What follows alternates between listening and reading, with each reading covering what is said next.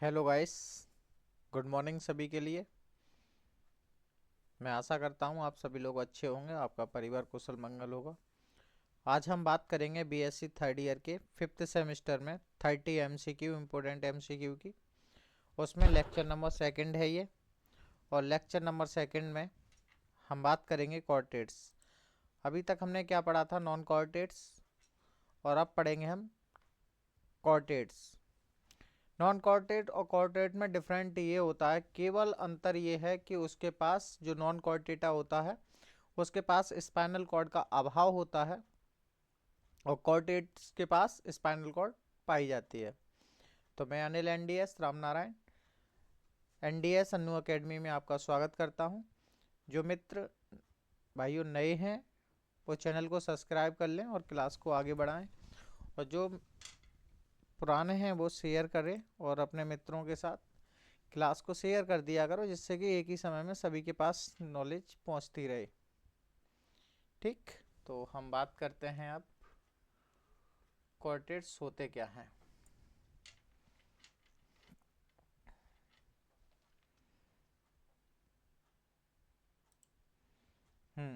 तो इसमें पहला क्वेश्चन है, बहुत जल्दी करेंगे क्वेश्चन को। पहला है क्वार्टेटा की विशिष्टता क्या होती है। जो क्वार्टेट्स होते हैं उसकी विशेषता क्या होती है। तो जॉइंटेड लेग, नोटोकॉर्ड, रेड्यूला और नेमोटोसाइट्स। क्या होता है इसमें, किसकी बात कर रहा है, ये क्वार्टेट्स की बात कर रहा है। तो क्वार्टेट में स्पेशल विशेषता क्या होती है।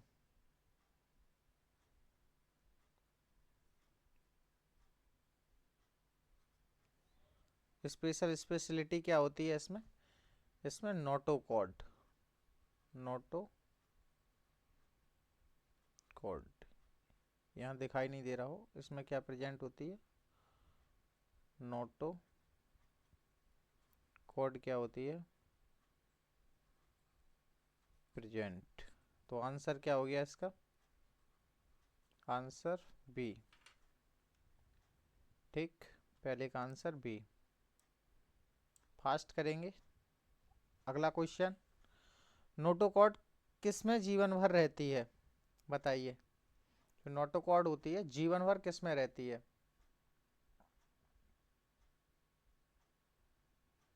पिसिस में, एम्फीबिया में, या सेपेलो कॉर्टेटा में, या फिर रेप्टिलिना में, किस में रहती है जीवन भर।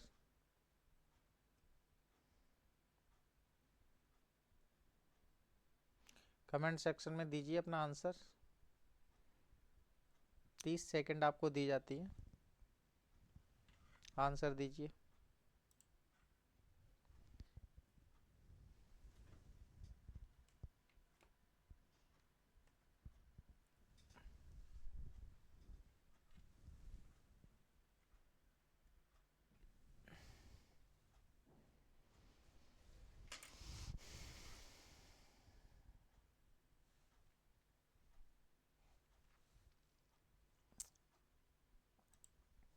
तो ये किस में होता है, दूसरे का आंसर क्या होगा।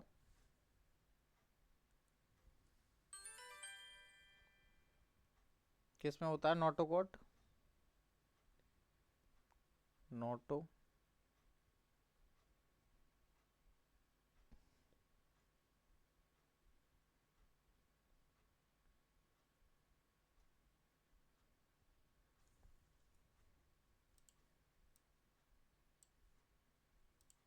हम्म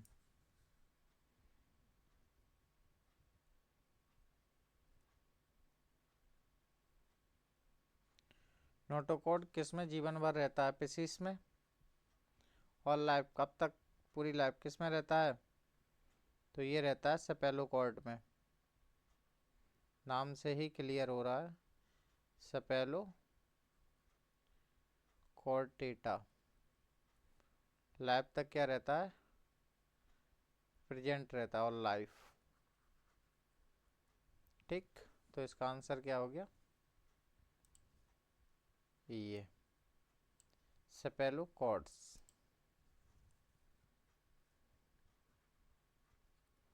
आंसर सी। अगला क्वेश्चन, लेंसिलेंट का वैज्ञानिक नाम है। बताइए। लैंसीलैंड का वैज्ञानिक नाम है। तीसरा क्वेश्चन का आंसर दीजिए। एसिडिया, हार्मोनिया, ब्रांचियो स्टोमेटा, एम्फियोक्सिस, एम्फियोक्सिस मिनोर। बताइए। हार्मोनिया किस में आती है? हार्मोनिया तो पढ़ाई थी आपको। बताओ क्या होगा इसका आंसर।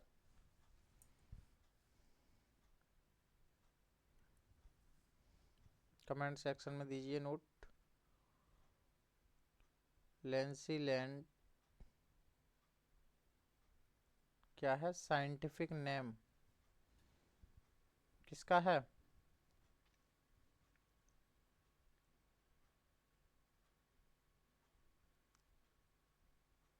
ब्रांचियो स्टोमा। ब्रांचियो स्टोमा का है ये साइंटिफिक नेम। तो आंसर क्या होगा इसका? ये सी। आंसर क्या होगा? सी। Next question.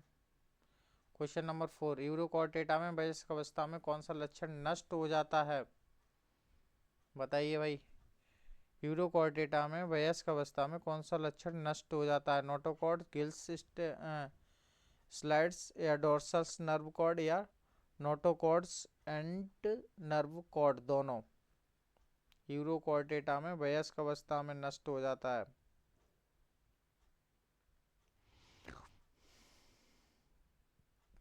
तो इसमें यही नष्ट हो जाते हैं दोनों, नोटोकॉर्ड और नर्व कॉर्ड।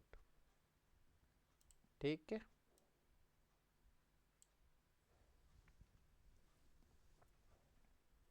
4 हो गया।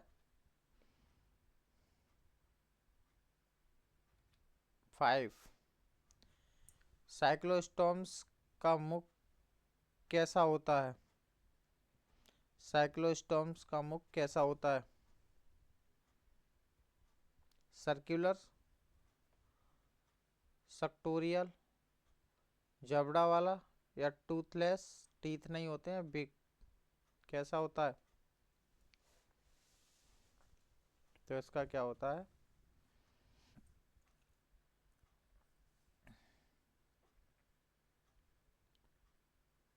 साइक्लो स्टोम्स का माउथ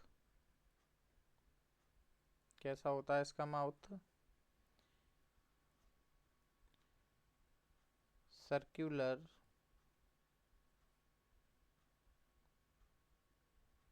सक्टोरियल। ठीक है। आंसर क्या होगा इसका? ए। ठीक। नेक्स्ट।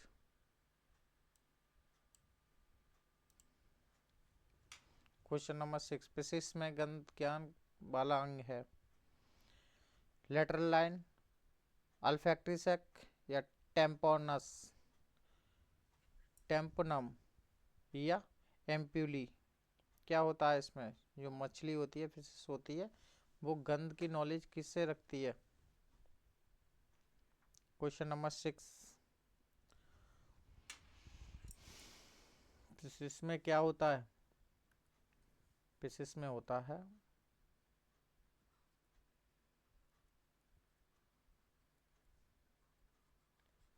अल्फैक्टरी सैक। ठीक है। इसकी वजह से वो क्या कर पाती है? गंध का ज्ञान रख पाती है। तो इसका आंसर क्या है? बी। ठीक। अगला क्वेश्चन 7। सभी मछली किस प्रकार से श्वसन करती हैं? श्वसन का मीन्स होता है रेस्पायरेशन। श्वसन, रेस्पायरेशन। तो सभी मछली रेस्पायरेशन कैसे करती हैं? स्किन से, ट्रैकिया से, गिल से या बुकलंग से? किससे करेंगी? All fishes. बताइए भाई। 7 का आंसर। तो सबसे ज़्यादा गिल्स पाए जाते हैं इसमें। तो ये किससे करती हैं? गिल से। आंसर क्या हो गया इसका? सी।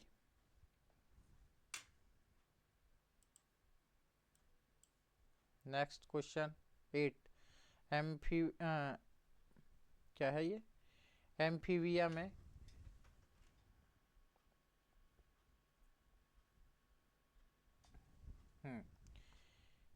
एम्फीबिया का दिल कितने चैम्बर का होता है? मैंने चैम्बर बताए थे, हार्ट वगैरह। देखो, अगर किसी में एक चैम्बर पाया जा रहा है, बहुत ही शॉर्टली है, इस क्वेश्चन ही नहीं कई क्वेश्चन आप सॉल्व कर पाओगे इस तरीके का आ जाए तो।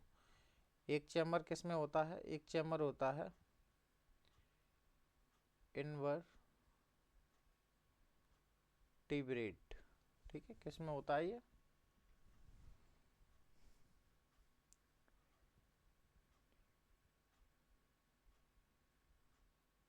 इनवर्टिब्रेट में।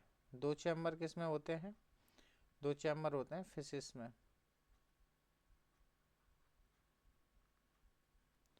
और तीन चैम्बर किस में होते हैं? एम्फीबियंस।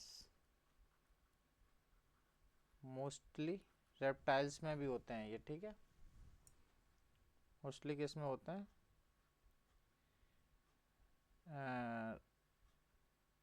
रेप्टाइल।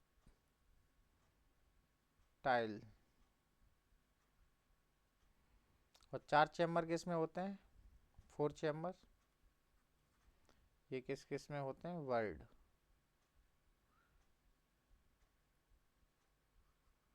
और मैमल्स। ठीक है, अब ध्यान रखना है तुम्हें। कैसे? जो इनवर्टिब्रेट होते हैं उसमें एक चैम्बर होता है। इसमें ले सकते हैं इंसेक्ट। ठीक, इसमें क्या है? एक चैम्बर होगा। फिशिस में कितने होते हैं? दो। एम्फीबिया में कितने होते हैं? तीन। ये बात किसकी कर रहा है? एम्फीबिया की बात कर रहा है। ठीक है, तो इसमें कितने चैम्बर होंगे? तो इसमें चैम्बर होंगे तीन। एम्फीबिया में कितने चैम्बर होते हैं? थ्री। तो इसका आंसर कौन सा होगा? थ्री। चार किस में होते हैं? मैमल्स में होते हैं, बर्ड में होते हैं। दो किस में होते हैं? फिशिस में होते हैं। ठीक है, तो इस तरीके से चैम्बरों को ध्यान रखना है। चैम्बर मतलब हार्ट के पार्ट, कितने पार्टों में ये डिवाइड होता है। 8 हो गया। अगला क्वेश्चन 9। रेप्टिलिना की सबसे महत्वपूर्ण विशेषता क्या है? गिल्स, रेस्पिरेशंस, एमिनोटिस, एग, मोइस्ट स्किन या मेटामॉर्फोसिस? क्या होता है? स्पेशलिटी क्या है रेप्टाइल्स की?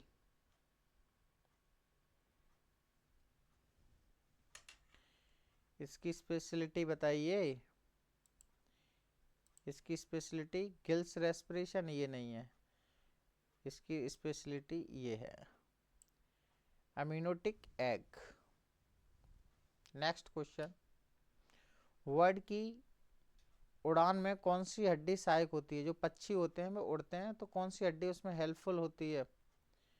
फेमर, पायोगेस्टल, कीलिट, स्टेनम या हायोइड? बताइए। फीमर तो होगी नहीं उसमें, उड़ने में क्या काम करेगी फीमर? आपकी फीमर कहाँ पाई जाती है? कौन सी हड्डी को फीमर बोलते हैं? कमेंट सेक्शन में बताइए। तो बर्ड्स की क्या होगी?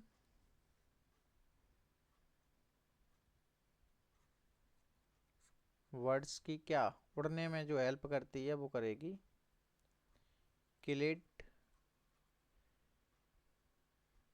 स्टेरनम। Chelate stannum. ठीक है, ये क्या करती है? पक्षियों को उड़ने में हेल्प करती है। तो इसका आंसर क्या हो जाएगा? Answer C.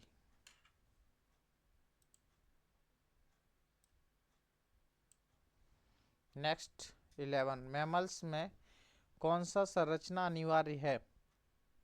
Year bladder, mammary glands, cells, scales या वुक लंग्स? कौन सी संरचना, स्ट्रक्चर अनिवार्य होता है? बताइए। मैंने बताई मैमल्स को कैसे पहचानते हैं। आपके पास स्पेशलिटी क्या है, कैसे पहचानोगे?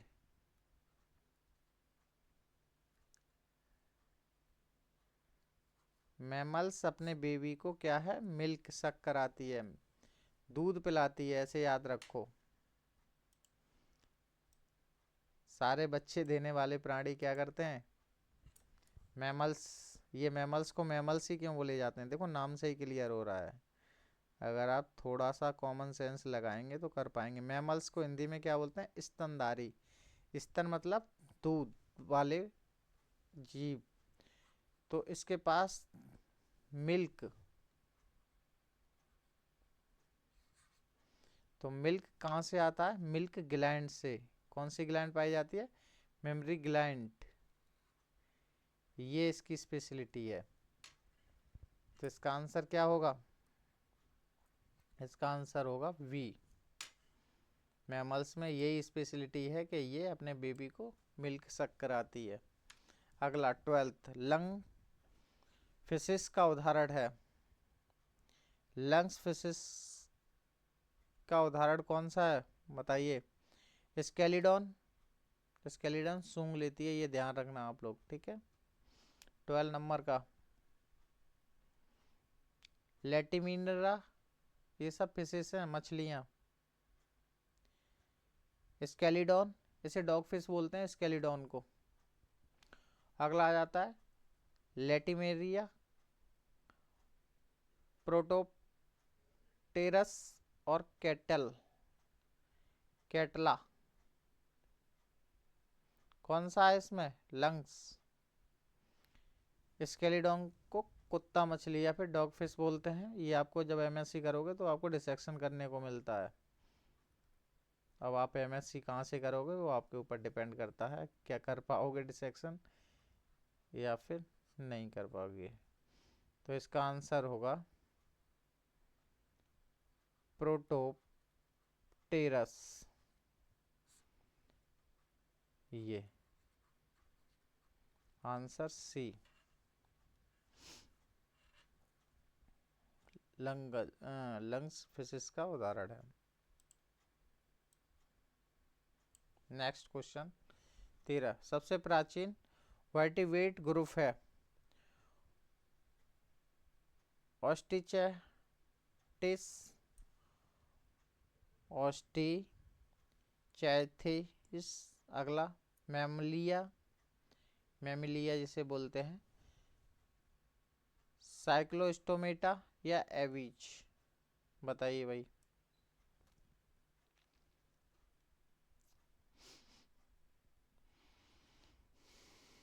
सबसे प्राचीन वर्टिब्रेट्स है, तो प्राचीन मैमिलिया ये अभी आया है, बीज वगैरह। तो सबसे पहला ये है साइक्लोस्टोमेटा, ठीक है। क्या है, साइक्लोस्टोमेटा। आंसर क्या हो गया, सी। नेक्स्ट, फ्रॉग में कान का भारी भाग, जो कान का ये भारी भाग होता है ये वाला, ये क्या है। फ्रॉग में कान का भारी भाग, पिन्ना, टिम्पेनम, ईयरडप या फिर ऑरिकल्स, क्या होता है। 14 number, 40 number question,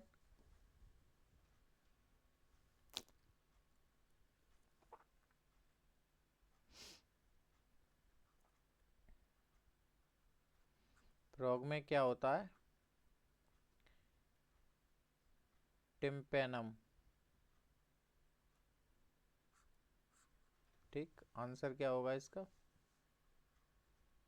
answer B.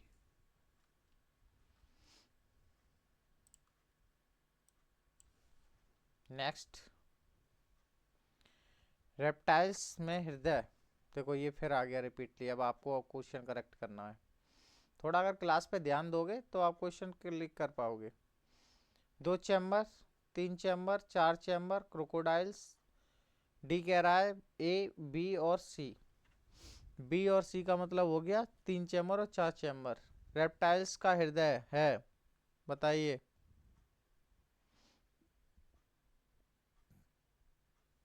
देखो रेप्टाइल्स में ये दोनों ही होते हैं, डी। 3 चैम्बर वाला भी मिलता है और 4 चैम्बर वाला, जैसे 4 चैम्बर क्रोकोडाइल 3 चैम्बर में और 4 चैम्बर दोनों में आ जाता है ये। तो इसका आंसर क्या जाएगा? डी। नेक्स्ट, अपवाद भी होते हैं इसमें, ये भी ध्यान रखो, ये अपवाद वाला मटेरियल है, वहीं बच्चा कंफ्यूज होता है फिर। वर्ड्स में रेस्पिरेशन में कौन सहायक है? पक्षियों का जो श्वसन है उसमें सहायक क्या है? ट्रैकिया, ईयर सक, स्किन या गिल्स? पक्षी सांस लेते हैं उसमें सहायता कौन करता है? अब ये मत कहना भगवान सहायता करते हैं। हाँ आस्था है अपनी, लेकिन उसमें कुछ बॉडी में भी तो कुछ काम कर रहा होगा ऑर्गन, उसकी बात कर रहा है ये। वो तो करती है, अंतिम शक्ति जो भी है, मैं ये नहीं कह रहा भगवान को नकार दो, जो भी आंतरिक शक्ति है वो तो वर्क करेगी, लेकिन आप इस पे ध्यान दीजिए इसमें ऑर्गन कौन सा काम कर रहा होगा। तो इसमें ऑर्गन काम कर रहा होता है ईयर सक। ठीक है,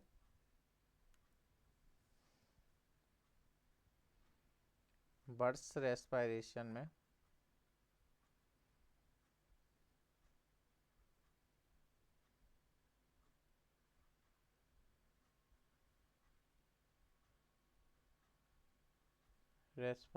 में क्या कर रहा होता है? ईयर सक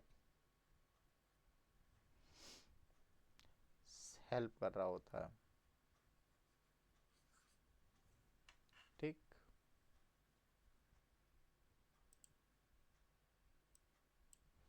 नेक्स्ट, मैमल्स में लाल रक्त कोशिकाएं हैं, न्यूक्लियोटिड, नॉन न्यूक्लियोटिड, वाइनोक्लियोटिड या नो आरबीसी? मैमल्स में लाल रक्त कणिकाएं हैं, आरबीसी कैसी होती हैं?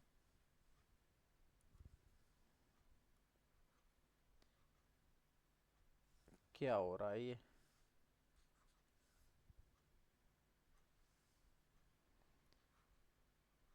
आरबीसी, ये इसमें न्यूक्लियस होता है या नहीं होता है?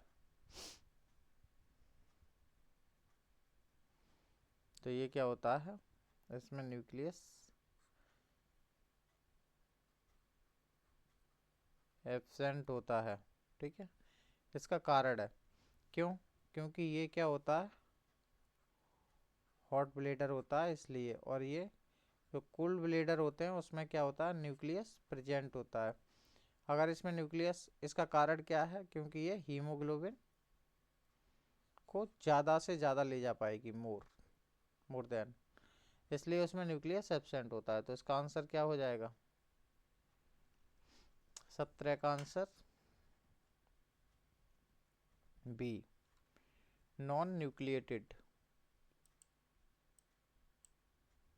ठीक,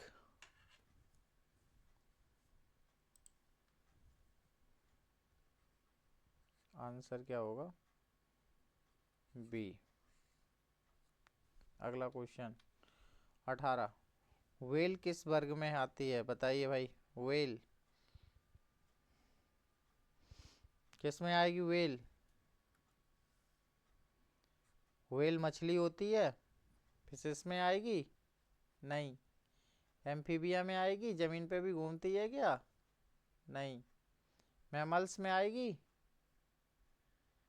एवीज में? नहीं, ये मैमल्स में ही आती है।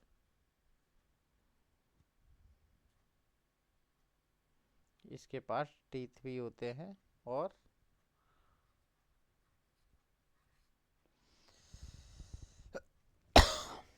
व्हेल एक ऐसा फिशिस है जो मैमल्स में आती है। 19 नंबर, एग लाइंग मैमल्स, ऐसा मैमल्स बताइए जो अंडे देता हो।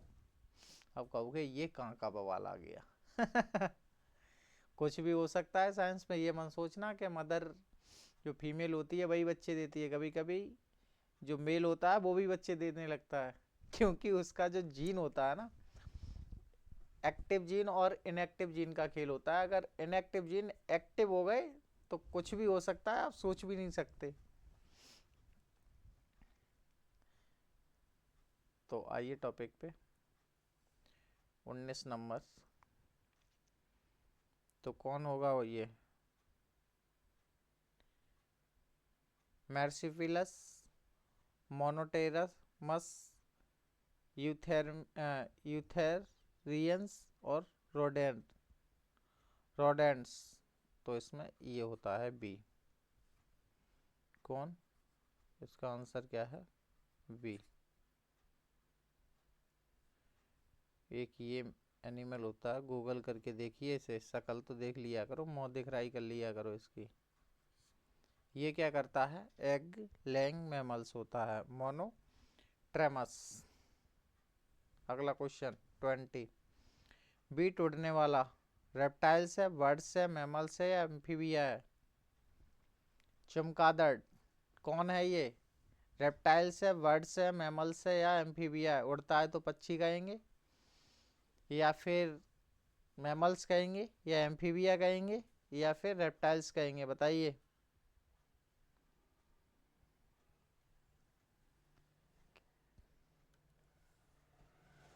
थोड़ा कॉमन सेंस लगाओगे, बहुत कुछ कर पाओगे।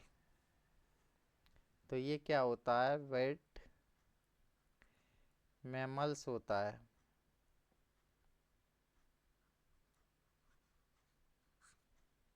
ये बच्चे देता है और अपने बच्चे को दूध पिलाता है, ठीक है।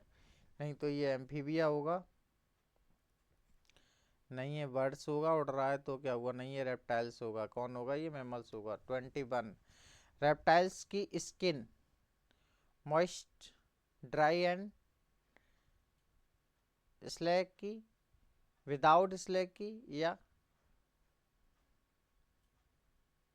फेदरेड होती है? रेप्टाइल समझ रहे हो? क्रोकोडाइल की जो स्किन होती है, ऊपर की जो लेयर होती है, वो कैसी होती है? मॉइस्चर होती है, ड्राई या स्केल्स होते हैं, या फिर विदाउट स्केल्स होती है, या फिर फेदर्ड होती है? बताइए।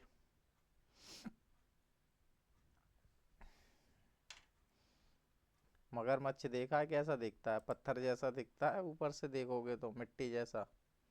तो उसी को क्या बोलते हैं? उसी को ड्राई बोलते हैं। सूखी त्वचाई तो होती है उसकी। ये सब आसपास की बातें चल रही हैं, आप समझ रहे होगे जन कहाँ से ये फारसी आ रही है। आंसर क्या होगा इसका? ड्राई एंड स्केली स्किन होती है उसकी। किसकी? क्रोकोडाइल या रेप्टाइल्स? यही तो होता है रेप्टाइल्स। आंसर क्या हो गया इसका? Answer B. Next question 21। Birds की उड़ान किससे संभव होती है? थिक बून से, फेदर्स से, एयर सक से या उपयुक्त सभी से? बताइए। जो पक्षी उड़ते हैं कैसे उड़ सकते हैं? वो किसकी वजह से उड़ पाते हैं? तो देखो, इसमें पक्षी उड़ने के लिए इसमें ये भी चाहिए होती है, थिक बोन्स, फेदर्स, उसके पंख भी चाहिए होते हैं, और एयर सैक भी चाहिए होती है। तो इसका सबका क्या होता है? ये होता है उपयुक्त सभी। तो इसका आंसर क्या हो जाएगा? ऑल ऑफ दिस या डी।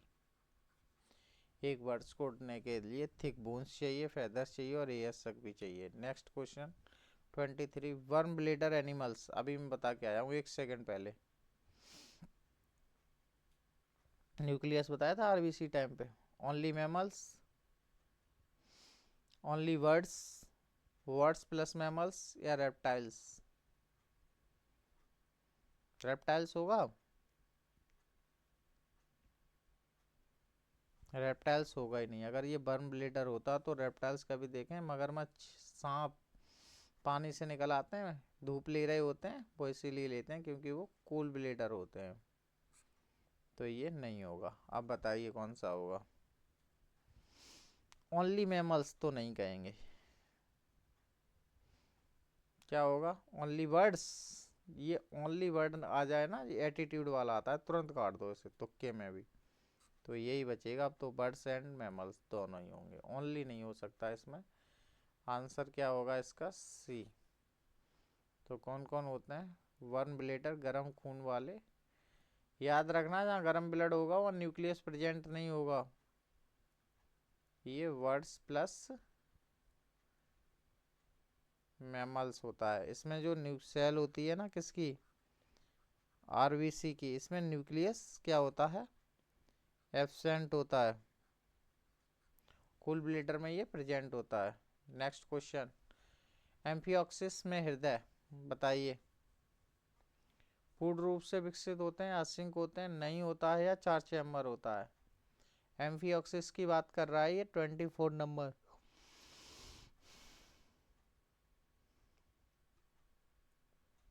तो इसमें नहीं होता है।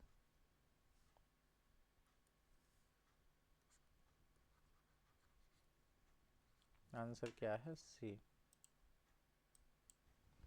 नेक्स्ट 25, रेप्टाइल्स में फर्टिलाइजेशन। फर्टिलाइजेशन समझ पा रहे हो आप? देखो फर्टिलाइजेशन का मतलब है, ये एग है, यहाँ से स्पर्म आया, और इस प्रक्रिया को ही क्या बोलते हैं, फर्टिलाइजेशन या निषेचन। जो फ्यूजन वाली प्रोसेस होती है उसी को बोलते हैं फर्टिलाइजेशन। तो रेप्टाइल्स में कौन सा होता है, एक्सटर्नल, इंटरनल, एसेक्सुअल या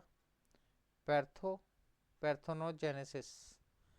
बाहरी होता है, अंदरी होता है, या एसेक्सुअल होता है, पैराथोजेनेसिस होता है। बताइए कौन सा होता है रेप्टाइल्स में। तो इंटरनल होता है इसमें। कौन सा होता है, रेप्टाइल्स फर्टिलाइजेशन। कौन सा फर्टिलाइजेशन होता है इसमें, इंटरनल, अंदरी।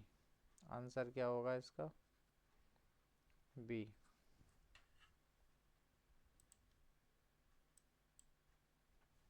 नेक्स्ट 26, क्रोकोडाइल का दिल बताइए भाई। अब फिर आ गया ये क्रोकोडाइल, कितने चैम्बर का होता है। ये अपवाद में आता है क्रोकोडाइल। ये बार बार आपके पीछे क्यों पड़ा है क्रोकोडाइल, इसलिए पड़ा है क्योंकि ये अपवाद में आने वाला एनिमल है। 3 चैम्बर, 2 चैम्बर, 4 चैम्बर या 5 चैम्बर।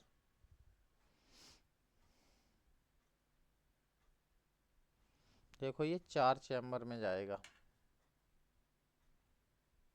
कितने चैम्बर में, 4 चैम्बर में।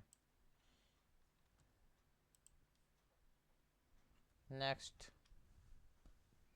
ह्यूमन वर्टिब्रा की संख्या कितनी होती है।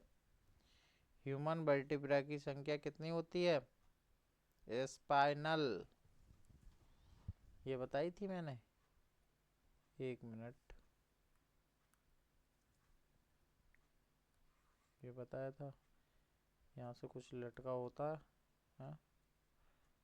इस तरीके से। ये क्या है, ये ब्रेन है, यहाँ से कुछ बोन्स जुड़ी होती हैं इस तरीके से।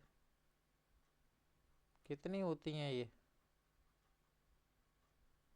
वो ये होती हैं, यही होती है ना, 33। तो आंसर क्या होगा इसका, बी।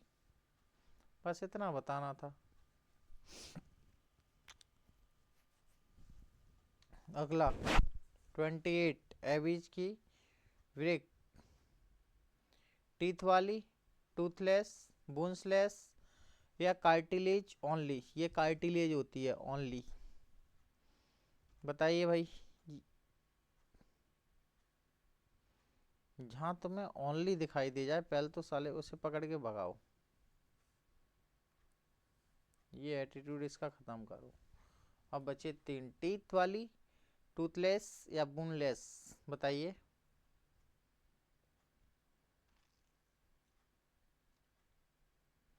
तो ये क्या होगी, टूथलेस। ठीक है। पक्षी के दांत होते हैं, होते थे। अक्रियोटेरपस नाम का एक पक्षी होता था, उसके दांत होते थे। ठीक है, ये मत कहना दांत नहीं होते हैं। अगला क्वेश्चन, मैमल्स में डाइफर्म प्रेजेंट होता है, एब्सेंट होता है, ओनली कैनिवर्स होता है, या ओनली प्रीनेट्रेट्स होता है। बताइए। पेट देखा, देखो सांस लेते,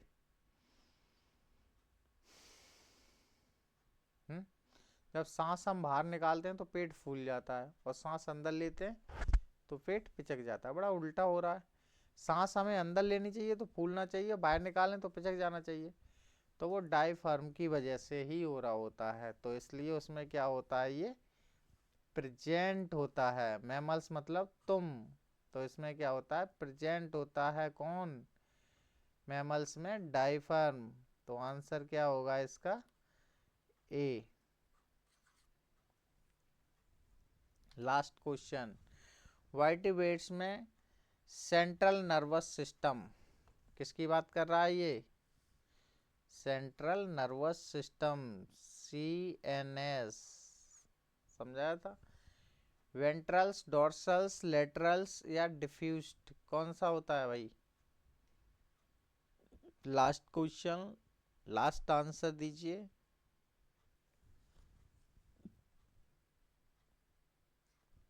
डोर्सल होता है।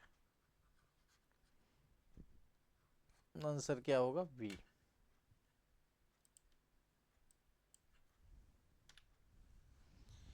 थैंक यू वॉचिंग टाइम, आपने टाइम दिया सुनने के लिए। और ऐसी और वीडियो देखने के लिए लाइक सब्सक्राइब करें और चैनल से जुड़े रहें। बार बार मैं क्यों कहता हूँ ये सब्सक्राइब सब्सक्राइब, इसलिए कहता हूँ कि जब भी आपको नेक्स्ट वीडियो बनेगी तो आपको सबसे पहले मिल जाएगी। तो इसलिए चैनल पे जुड़े रहें। अगला जो लेक्चर है आपका 3rd लेक्चर लेके आएंगे, एग्जाम को कैसे सॉल्विंग करें, जल्दी लेके आएंगे। तो धन्यवाद सभी का, आपने समय दिया। Thank you.